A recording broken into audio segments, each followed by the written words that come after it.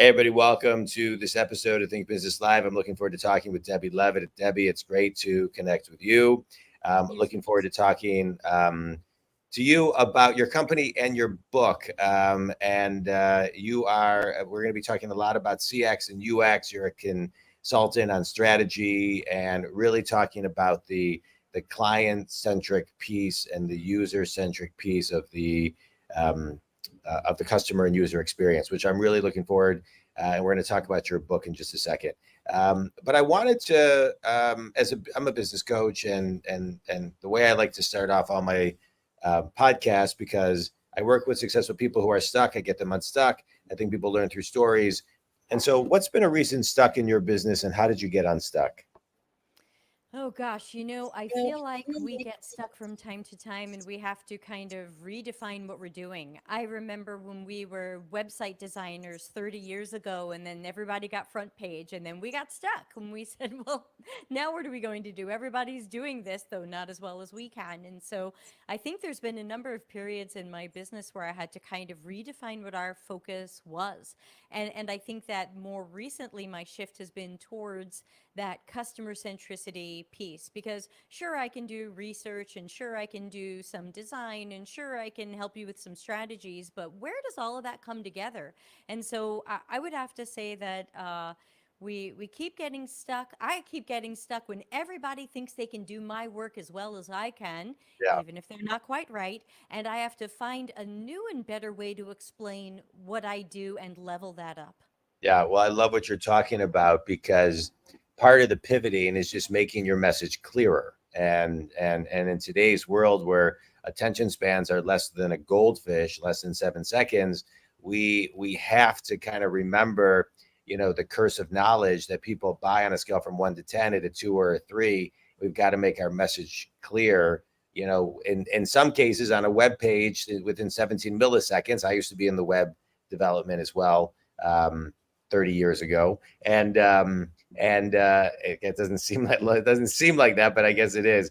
But yeah, I love that focus of think community. It's really, really important to keep on redefining your message to make sure that it's talking to the clients and the generations that you're actually speaking to, that come and buy your services. Well, that's great, Debbie. Thank you for that.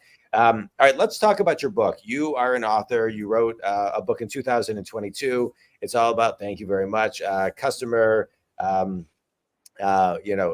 experience. It's called Customers Know You Suck. All right, so let's talk about the title. So, what does that mean from your perspective? Yeah, originally the book was going to be called Transforming Toward Customer Centricity, which might not be the most grabby, catchy thing ever, but it was certainly what I felt like I was writing about. And all of a sudden in the book, I was working so hard on how did we get to some of the carnage we have now, and what can we do to be better and be more customer centric and achieve our business goals. And I was writing all these stories about a lot of bad experiences, and I just kind of looked over at my husband and I was like, can I call this Customers Know You Suck? And so it kind of named itself, but I think it's that feeling all of us have almost every day when we're using apps and websites and systems, or checking into a hotel, going out to a restaurant. Well, I think a lot of us feel like we are just constantly surrounded by incompetence and crap. And we feel like, doesn't the company know this kind of sucks? Why aren't they doing more? And so I think the book just really resonates with feelings that we all have probably daily. Yeah. Yeah, thank you for that. And so, what would be one or two things that people will pull from that book? An idea on how to, just using the original title, maybe transform. Yeah, exactly. So I think some of the key things in there are, if I had to pick a really key thing in there, it's quality over speed. I think a lot of businesses have been really focused on, I'm fast. We're fast. We released fast. We did something fast. And I go, congratulations, but did you do it well? Are your customers happy? Did you earn their loyalty? So I think we've been a little bit too caught up on fast. There's nothing in Agile or Lean that says you can't take a little more time to be great. And so I would like to encourage businesses to find more ways and reasons to be great to be 5 stars out of 5 and not just, well, we got that out fast, maybe we'll fix it later. Yeah. It's so interesting. Let's talk about that. Fast. Where's the line of like fast and the perfect time? Sometimes I think it can be a minute, right? It's just slowing down and finding the pause. I talk a lot about as a business coach about finding your pause in business and one of the things I do, Debbie, is um, when I'm doing keynotes, for example, I recently did one, and when I do them, I kind of have a minute of just silence and doing nothing. And for many people in the room, it feels like 10 minutes It's because I uncomfortable. want to prove a point that 1 minute is actually a long time. And so just talk about how you would redefine kind of getting to fast or rewinding from fast. Yeah, and to me, there's a lot of components there, but I think it's taking a look at quality. What quality and value are we delivering in our products and services? We have so many ways to measure them, from surveys to interviewing customers to going and watching them. There's a lot of ways for us to know if we're doing the right things and meeting or exceeding needs and expectations.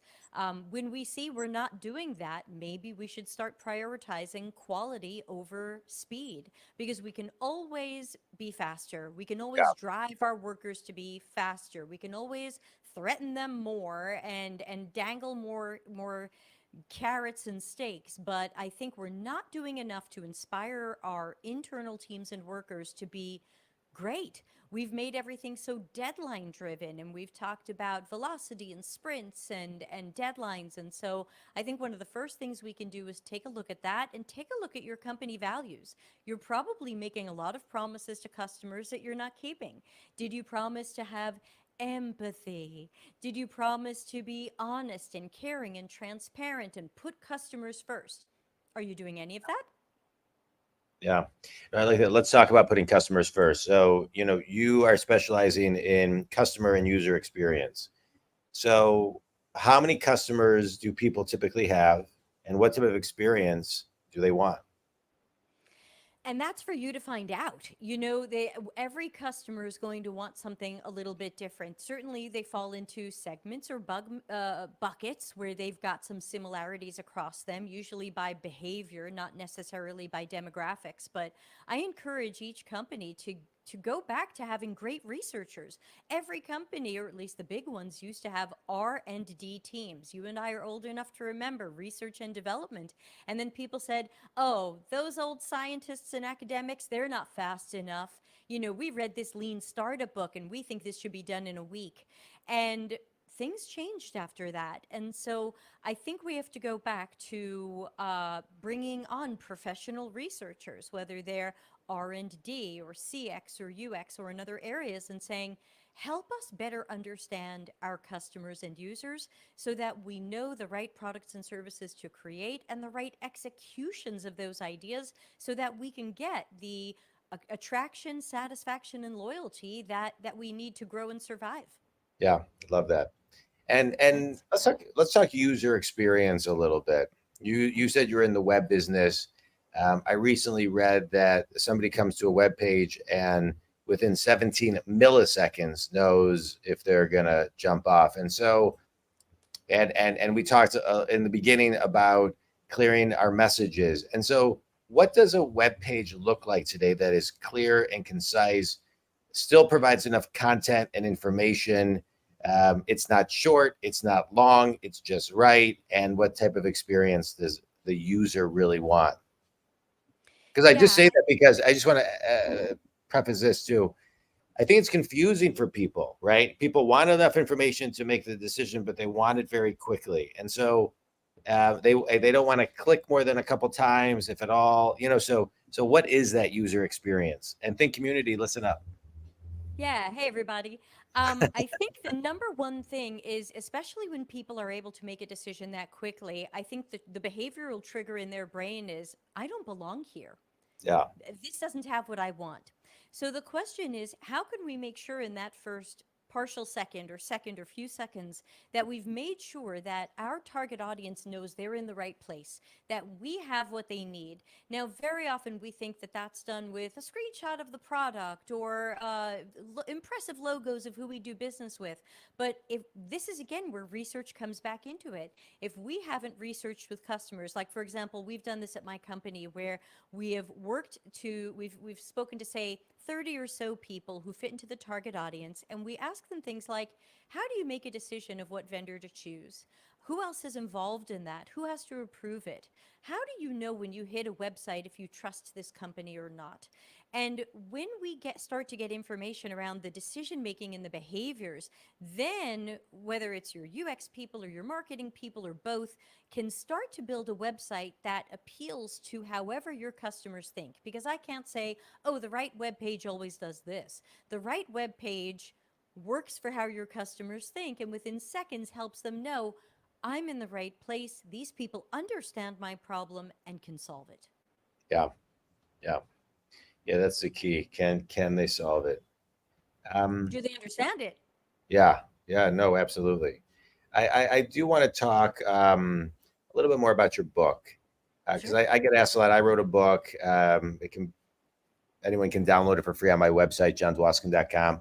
But I love the process of writing my book. It took about 9 months. I really just enjoyed the whole process. I thought it was really therapeutic. Um, it took a lot more energy than I thought, and I want to write a second book, but I know the first time you don't know how much energy and what the journey is going to be, and then once you know it, you're like, I don't know if I want to. I got to be really ready and to jump into that again. Talk a little bit about your journey in writing this book because it does have a lot of you put your own self into it as you go along. Yeah, it's actually my third book, and then I ghost wrote a friend's book after that. So Oh, there you this go. is this is a thing that I do. My first book was a little sliver of a thing that I made as a companion to some corporate workshops I was doing, where I was trying to help engineering teams better understand their UX teammates and how they can work better with them. And then my second book was like, wow, the UX industry is really a mess. How do we kind of detonate this thing and fix all of its problems? And I had a problem there stopping writing, so I accidentally wrote a textbook. It's like the length of Harry Potter and the Goblet of Fire. So, Yeah, I owe a lobster dinner or vegetarian lobster dinner to anybody who made it through that one.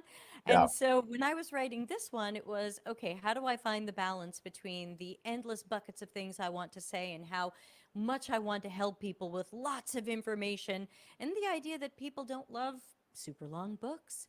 So that's the tightrope I have trouble with, because I can write 5,000 words in a day, but that doesn't mean you want to read 5,000 words. And right, so right. I have to eat my own dog food and say, hey, not everybody's got the attention span for the 10 pages I'd like on this Right. topic. How do I make this a page and a half and just get to the point already? Yeah. So luckily I had like a team of 20 or 30 editors who Good. helped me bring it down.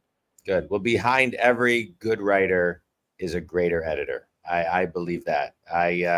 I had a great editor co-writer for mine, AJ Riley, and it was a great experience. All right, Debbie, let's do a quick speed round. A Right. book that's had the biggest impact on you, or TED Talk.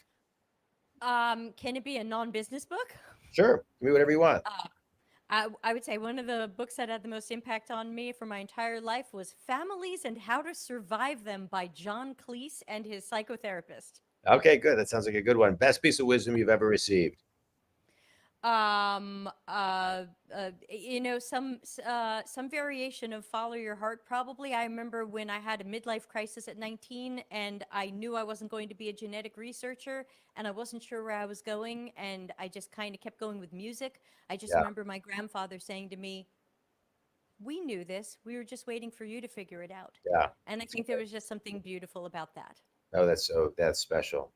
Finish your sentence. Last question. One thing everybody can do to enhance the customer and user experience in their own business is Get to know your customers better. Stop making guesses or assumptions about them. Stop surveying them. Get professional researchers to observe them and talk to them. It's great. Thank you so much, Debbie. And Thank tell you. people where they can connect with you and learn more about you and buy your book. Yeah, sure. Find me on LinkedIn, Debbie Levitt. Head to our website, customer-centricity.com. And other than that, I've got a YouTube channel, unsurprisingly called Customer Experience Customer Centricity.